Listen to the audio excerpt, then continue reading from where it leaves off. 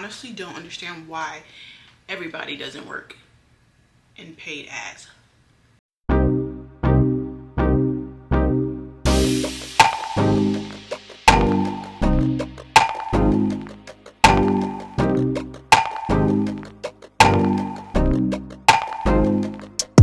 You can literally stay at home, work from home, stay at home with your kids if you got kids, create basically your own schedule if you work for a good company or you work for yourself. Do whatever you want to do. Go to Pilates, go to yoga in the middle of the day. I don't know. Go to a doctor's appointment and make money. Hi guys, my name is Amy. Welcome back to my channel. If you have not been here before, please subscribe. I am your digital marketing girly, career girly for all things digital marketing. If you're looking to make a switch into digital marketing, if you're already in digital marketing and you want to grow on the corporate ladder, or you work for yourself or you want to work for yourself, digital marketing, whatever it is, digital marketing career, I'm your girl for that. Welcome back to my channel. In this video, we are going to be talking about what I actually do as a paid marketing specialist. Okay, we're going to break it down because I've done day in the life videos. I've showed you guys how to get a role in digital marketing, some interview tips, but I don't think I ever really gave you guys a full in-depth of what I actually do. And don't mind my nails, they are chipped. I have not gotten a manicure in like a month because life has been hectic, okay? Nonetheless, I'm gonna get it done this week. So let's talk a little bit about what I do. All right, guys, so in the digital marketing space, I am known as a paid marketing specialist or a paid media specialist. And people use that term interchangeably. It's pretty much the same thing. And in a nutshell, what I actually do is I create, manage, and optimize paid campaigns on multiple platforms, and those platforms include social media platforms and paid search platforms. A paid search platform, just so you guys know, is a platform like Google, Bing, Yahoo, things like that, where you go into a search engine and then you type in whatever it is that you're searching for. The social media platforms would be things like Facebook, Instagram, Meta, Facebook, Meta, Twitter, well, formerly known as Twitter, now known as X, LinkedIn, TikTok, Pinterest, you name it, I do it. A question that I get a lot is, what is the difference between, a paid marketing specialist who does the ads or runs a campaign, creates a campaign, runs it, optimizes it on social media versus paid search? So you have paid social media and then paid search. They pretty much go into the same wheelhouse, and most people who do paid social media also do paid search. It's pretty much very similar. The back end of it all pretty much is very similar. The difference is, again, like I said, paid search. If you're a paid search specialist only paid search, you do Google ads, Bing ads. Again, any place that you can go and do a Google search, so, or a Bing search, whatever. So if I go on Google and I type in red heels, I'm searching, I am having an intent. I am searching intentionally for red heels, and there's going to be ads that pop up. Search engine ads will pop up and give me links to places where I can buy red heels. So the difference is there's intentionality there. I went on my phone or my laptop and I searched for what it was that I was looking for, and I got served an ad. Versus paid social media, there was no intentionality there. I was scrolling on my TikTok, I was scrolling on Facebook, I was scrolling on Instagram, and an ad just happened to pop up that had red shoes. I wasn't searching for red shoes, the ad just happened to pop up, and then boom, I decide that I want to buy the red shoes. So the intentionality is not there. I didn't intentionally go on Facebook or Instagram or TikTok to find red shoes. I went to go look at some viral videos that were funny, and then the ad popped up, and then I decided, it was an afterthought, that I wanted to buy the red shoes. So the intentionality is different. However, most companies and organizations want someone who is able to do both, and that is what I do. So I am a paid digital marketing specialist or paid media specialist because I can do both. Now, when you're on LinkedIn or you're on Indeed looking for a job, sometimes you'll see companies, they're looking for a PPC manager, pay per click manager. That is Google, that is Bing, that is the search engines. They might even say a PPC manager or paid search manager. That means you only focus specifically on those search engines. If they're looking for a paid social media ad specialist, that means they want someone who only focuses on social media. But if they want an overall person who's just a paid digital marketing specialist, they want you to be able to do both PPC and paid social ads. Whew, that's a lot. I hope that makes sense. Does that make sense to you guys? I hope it does. Now that we broke that down, now that you guys know that I do both, what a day for me looks like: meeting with clients, or meeting with a client. It could be one client, it could be multiple clients. And typically what we go through with a new client, or what I go through with a new client, is they tell me what their goal is. They say, hey, Amy, I own a company that sells eco-friendly orthopedic shoes, and I want to get this new brand out there. And they tell me, I want you to run Facebook ads, Instagram ads, or Google ads, or Bing ads, or whatever. They usually tell me what they want me to do, what platforms they want me to run the ads on. But as the digital marketing specialist, as the expert, typically what I would do is I would then go back, do some research on the particular audience who's going to be wearing these orthopedic shoes. So that is part of my day-to-day, going in and seeing, okay, who wants eco-friendly, sustainable orthopedic shoes, okay? And so what I actually do is go in and do market research and find out who is the avatar. Someone who wants eco-sustainable orthopedic shoes. When we say orthopedic, then we almost automatically think about the older generation. So right then and there, I start doing research on the older generation. What part of the older generation would want eco-friendly, sustainable orthopedic shoes? So orthopedic, maybe they have some back pain, they some injuries. So people who sustain injuries, maybe just getting a little bit older. And then eco-friendly, maybe they live more of an organic, holistic lifestyle. Sustainability is important to them.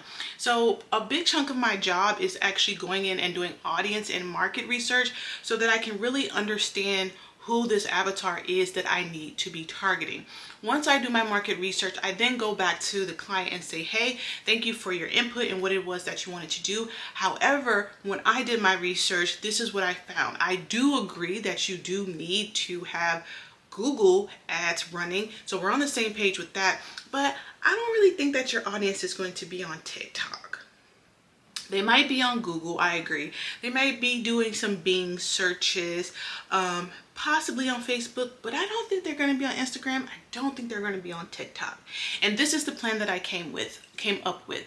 We're going to be running Google ads. We're going to run LinkedIn ads. We're going to run Bing ads. We're going to spend $5,000 on Bing, $10,000 on Google, $2,000 on LinkedIn. This is what we can expect as far as results. So based on my research, my market research, and then from previous jobs that I've done who have a similar avatar, this is what we can expect to get as far as return on your investment, as well as this is what we can expect as far as how many sales you may be able to make and at what rate. So I think that you'll be able to sell between 2,000 to 5,000 pairs of shoes. Not guaranteed, but this is what I think. I think it's going to come in at like $20 per pair. It's going to cost us $20 to sell a $60 pair of shoes, right? So cost per conversion. So I'm taking to them a holistic media plan with my ideas of which platforms I think that they should run these ads on. Sometimes we're on the same page. Sometimes they know their audience really well. They know their platforms really well. They hit it right on the nail, and I come back and I agree totally with them. A lot of times I come back and I say, no, we're not going to run an ad for, I don't know, a back brace for 80 plus people on TikTok. Like, we're not going to do it. And then sometimes, you know, you get a little pushback, but again, remembering that I am the marketing expert, and so typically I do end up getting my way as the expert, but if I don't, I will go ahead and run the ads, a small test. We'll do what we call an A/B split test, run it my way versus their way at the same time, and then the results will speak for itself.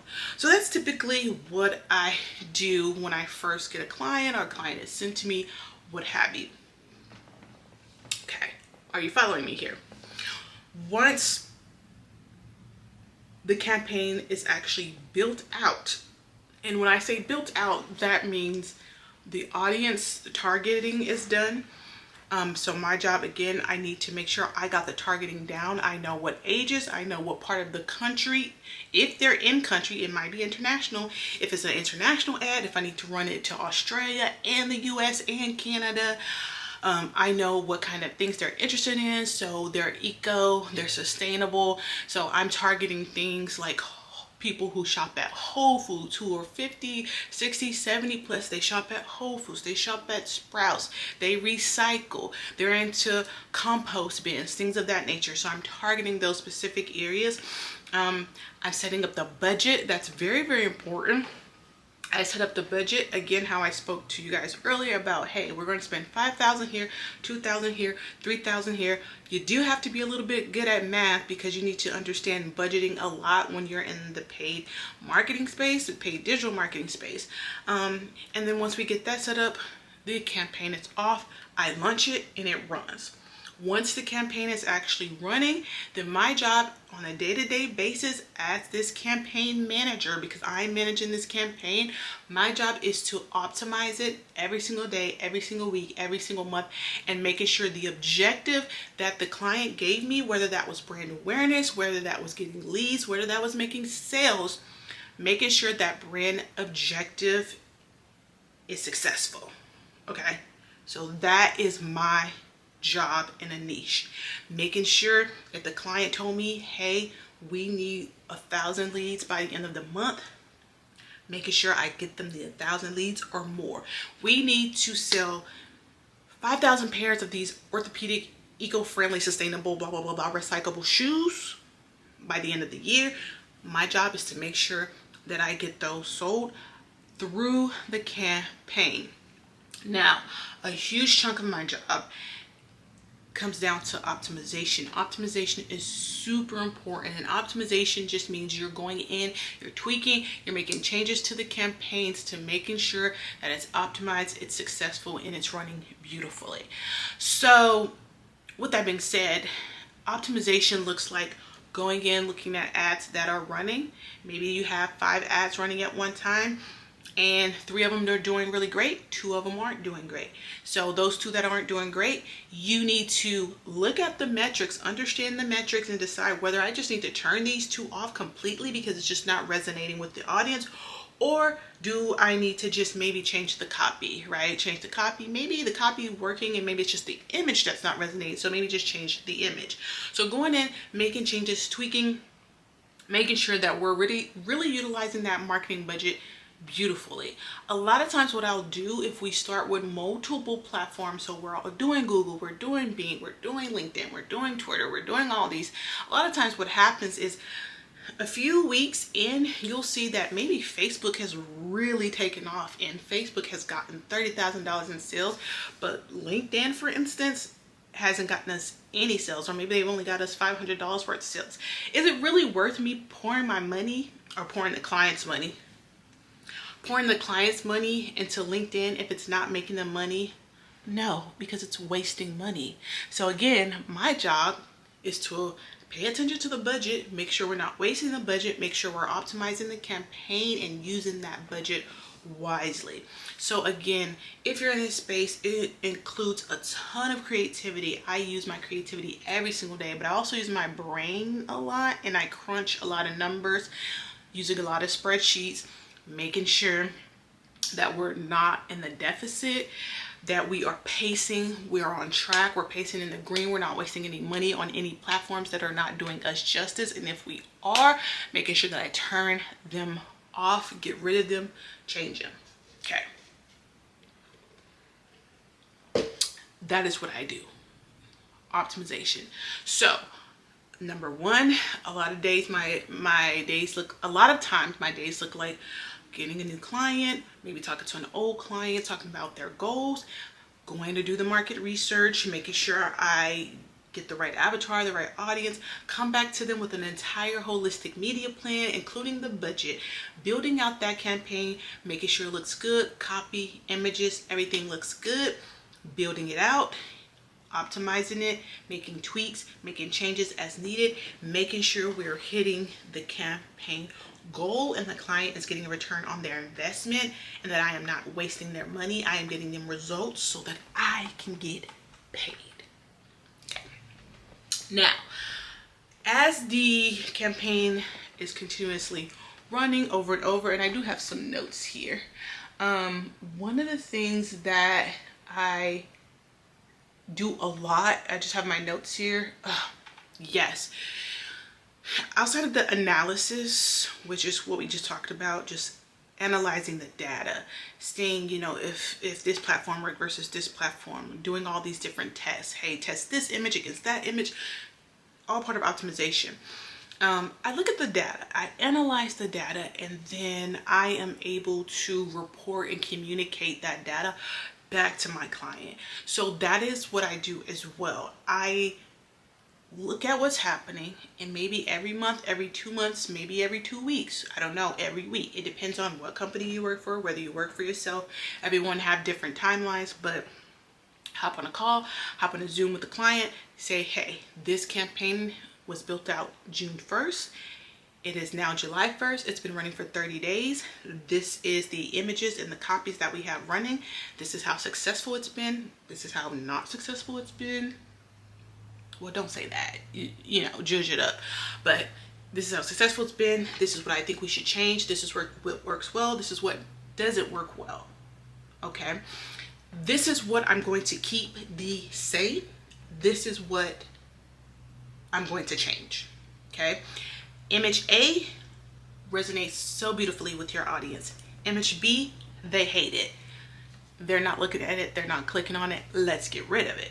Okay, so reporting and communication is something that I do every single day. I have to make sure that I'm communicating with my clients and letting them know what's going on with their campaigns, what needs to be changed, if anything, what doesn't need to be changed, what's working well, what's not working well. Now, a bonus thing is back to copy and creative. A lot of times clients come to you because they just need someone to do the actual marketing for them, but they do have the actual creative and they have the okay guys, sorry for the interruption, my sister came to visit me. Okay, so as I was saying, a lot of times the companies and organizations, they will come to you and they will already know their brand pretty well, and so they'll already have creative, and when I say creative, they'll already have copy and imagery for you to work with, as well as video. A lot of times that creative and the copy does work, but a lot of times it doesn't work. These braids, a lot of times it doesn't work. When it does work, great. When it doesn't work, then that's where you do want to make sure that you do have a creative side to you, meaning that you know how to work either Photoshop or Canva. You're a good copywriter, you know how to edit copy, you know how to come up with copy.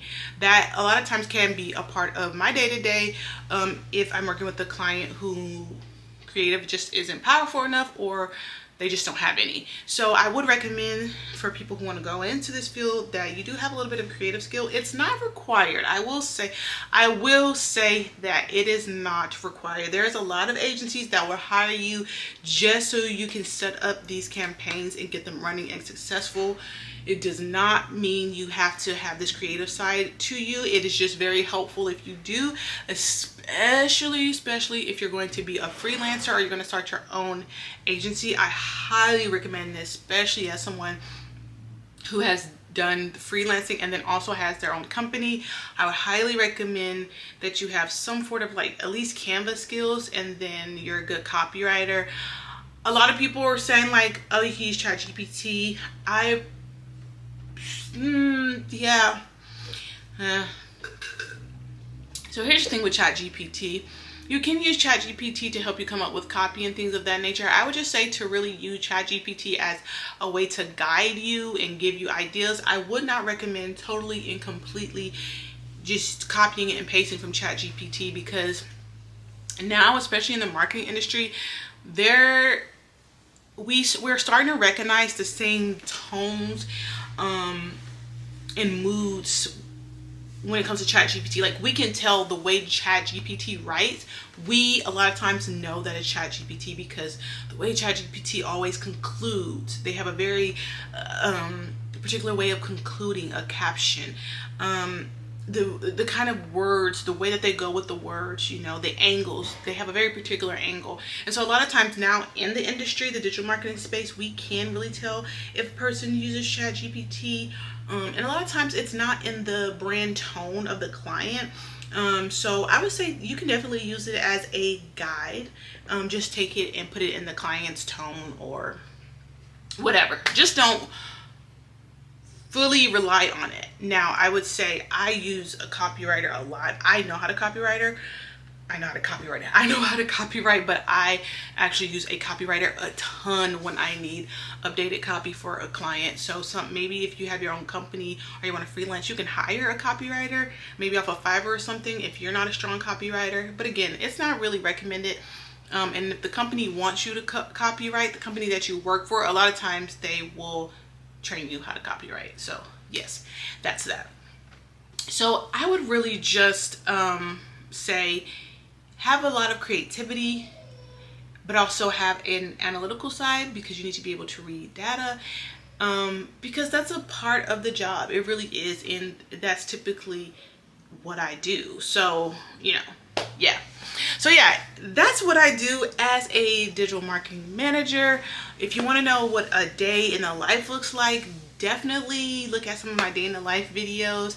Every day is a little bit different because I do work in this space that's very flexible. So I don't have like a set schedule of how I do things, because one day I might only have to work 2 hours and another day I may have to work 12. So it really just depends on what the day brings, how many clients I'm working with that day, how deep I'm into the campaign, if it's a new campaign, if it's an already existing campaign that I just need to optimize. Every single day is different, but that is what I do as a paid marketing specialist. I create, I launch, and I optimize paid campaigns for social media and for search engines such as Google, Bing, so on, so forth. So yeah, I hope that video was helpful for you guys who's kind of confused on what it was that I do, how my day-to-day looks.